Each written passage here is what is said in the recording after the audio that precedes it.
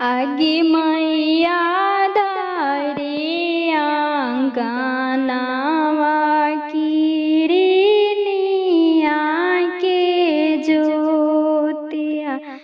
आगे मैया धारे आंगनवा किरनिया के ज्योति। आगे मैं सौसे आंगनवा सुंदर दुल्हा के ज्योति।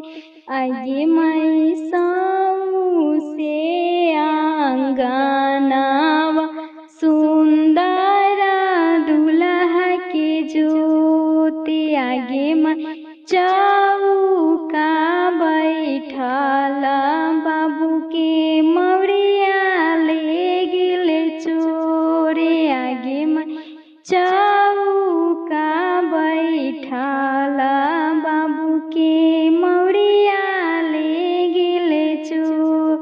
आगे मैं मलिया के जल मलिया जय बनोइया राचोरी। आगे मैं मलिया के जनम आजय बनोइया बाराचोरी।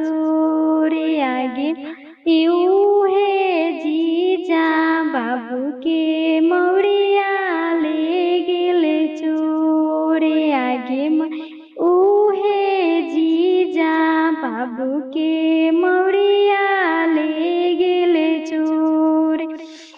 आगे मैया धारे आंगनवा किरनिया के ज्योति। आगे मैं सौसे आंगनवा सुंदर दुल्हा के ज्योति।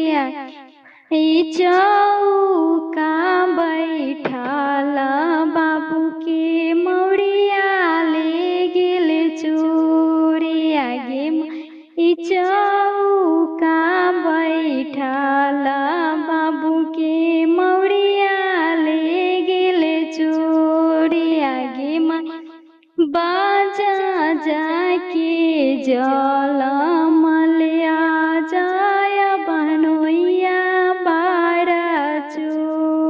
आगे मैं ऊहे जीजा बाबू के मौरिया ले गिल चोरी। आगे मैं चौका बैठल बाबू के जूतवा ले गिल चोरी। आगे मैं चौका बैठल बाबू के जूतवा ले गिल चोरी। आगे मैं चामरा के जनम लिया जय बनोइया बाराचोरी।